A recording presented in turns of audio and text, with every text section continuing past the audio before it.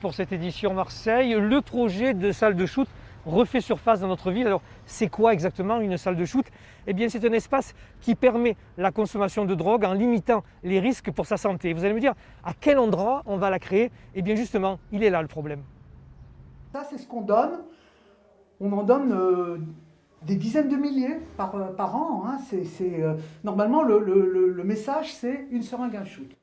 À Marseille, des lieux comme l'association Le Tipi, où l'on distribue du matériel pour toxicomanes, existent déjà depuis des années. Il y en a 5 répartis dans la ville, mais pour ce médecin, il faut aller plus loin, mieux accompagner les consommateurs de drogue. C'est pourquoi il porte avec la mairie le projet de créer une salle de consommation.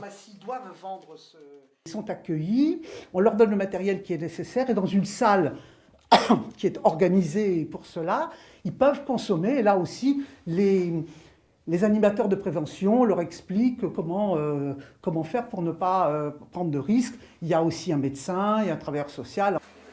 Des salles de consommation ou de shoot, il en existe déjà à Paris ou comme ici à Strasbourg. Dans la cité phocéenne, après une première tentative avortée, le projet est relancé, une promesse de campagne du printemps marseillais. C'est important de créer cette salle de consommation à moindre risque pour les usagers de drogue et pour la population. Il faut qu'ils se droguent, c'est une obligation, sinon ils sont en état de manque et c'est quelque chose de vraiment très douloureux. Donc ils consomment n'importe où. Ils vont consommer dans la rue, ils vont se droguer dans la rue et on a constaté des seringues partout et ça c'est très dangereux. Ça peut véhiculer plein de maladies, donc il faut vraiment lutter contre ça. Pour éviter d'inquiéter le public, le lieu d'implantation de cette salle de consommation n'a pas encore été dévoilé, mais elle devrait voir le jour en 2022.